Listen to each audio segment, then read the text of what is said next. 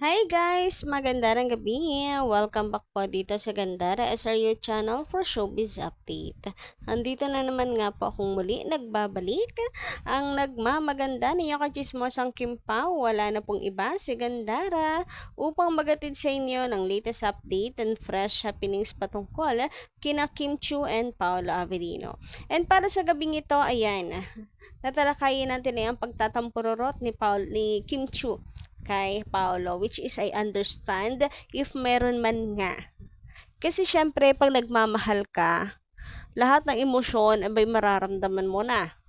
Magagalit ka, magtatampo ka, masasaktan ka, magsiselos ka, sobrang saya mo, buo yung araw mo, lahat na talaga mararamdaman mo. Kung hindi mo maramdaman ng isa dyan, ay awan, kung nagmamahal ka ba talaga. Pero totoo, di ba? Lahat naman ata tayo pinagdaanan yan. Sus ko, dumaan tayo sa pag-ibig. Baka lang, ngayon kasi kapag medyo matanda na, parang, alam mo yun, parang tapos ka na kasi napagdaanan mo na yan. Baka naman masyado kayong nasanay na tapos na kayo sa ganyang level. Kaya parang ang OA na ng dating. Pero hindi, ganun talaga. Maganda kung babalik-balikan niyo yung mga moments niyo before. Kahit sa utak niyo na lang kikiligin kayo, 'di ba?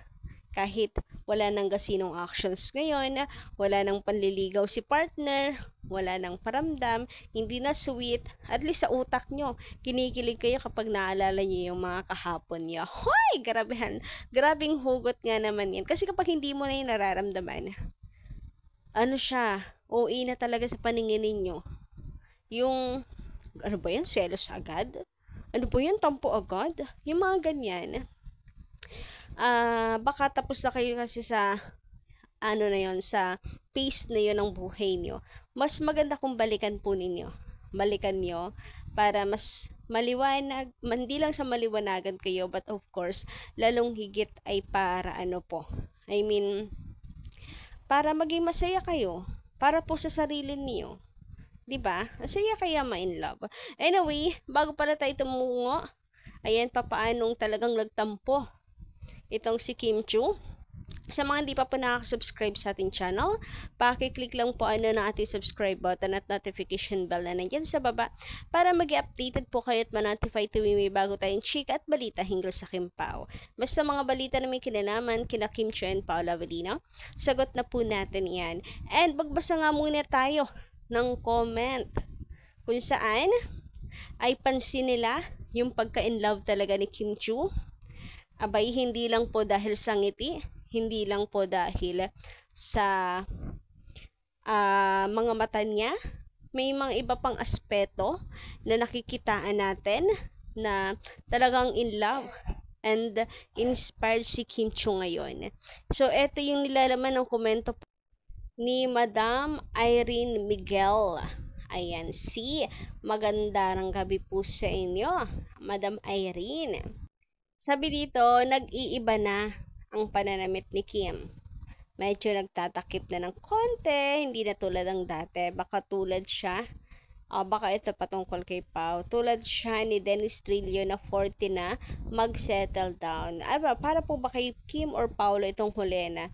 Baka tulad siya ni Dennis Trillo. Nalito kasi ako, Dennis Trillo kasi lalaki, kaya baka patungkol kay Pao.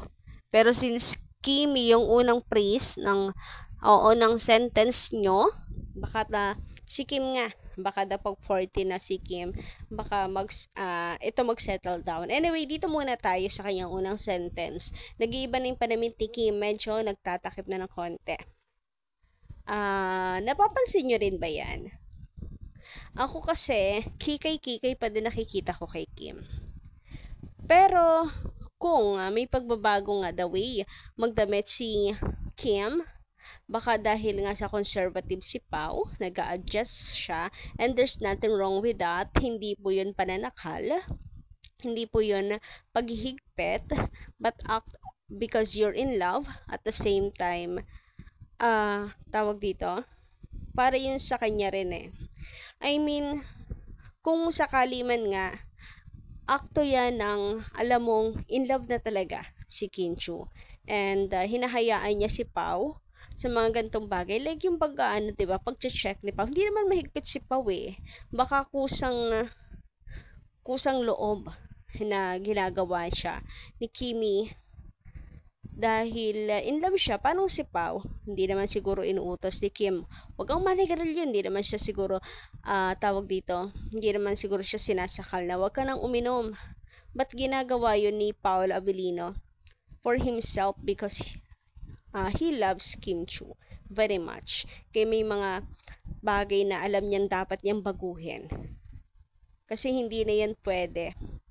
Lalo na kung may balak pa na tumapak in the next level of his life.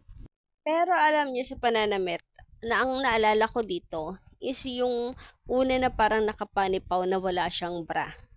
'Di ba nung nagsuot ulit si Kimi ng same lang na damit, notice na natin, may suot ng bra si Kimi. So, kusang nag-a-adjust si Kim Chu. Parang oo nga. Parang may pagbabago the way siya manamit ngayon. I think tama kayo dyan. Anyway, sabi naman dito ni Madam Horizon Kimand, ayan na naman tayo. Shoutout po sa inyo, magandang gabi. Ask ko lang, nanliligaw ba talaga si Paolo kay Kim? Baka matulad kay Kim, kay Jay, or si Kim kay Jay. Na itinanggi ni Paolo kaya nga hindi matapos ang issue nila ni Jay. I think hindi na po nanliligaw si Paolo kay Kim kasi sila na. POV ko lang naman po siya ha, para lang yun sa akin. Since ako yung tinatanong nyo. And kung dito sa mga nagko-comment, ayan, ipapasa ko sa inyo yung katanungan. Ask lang daw po niya. Ano yung kasagutan nyo? Nanliligaw daw ba talaga si Paolo kay Kim? Yung sagot ko, nasabi ko na. But,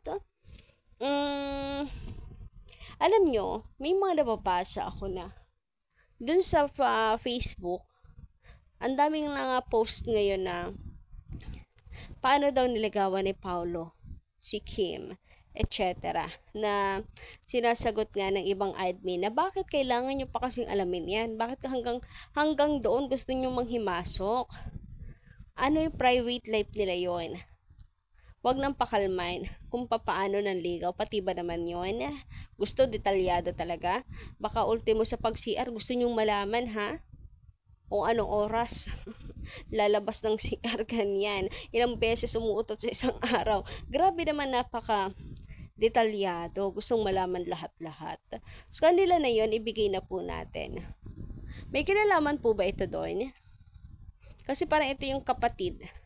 Ito yung nakikita kong malapit yung comment. Panliligaw ni Paolo, tapos dito, totoo bang nanliligaw si Paolo sa YouTube, sa Facebook naman, paano niligawan ni Paolo? Di ba parang magkapatid lang yung questions. So, dahil ang sagot ko sila na ni Pao, pwedeng sagot din natin ibigay na natin sa kanila yung privacy. Yarn.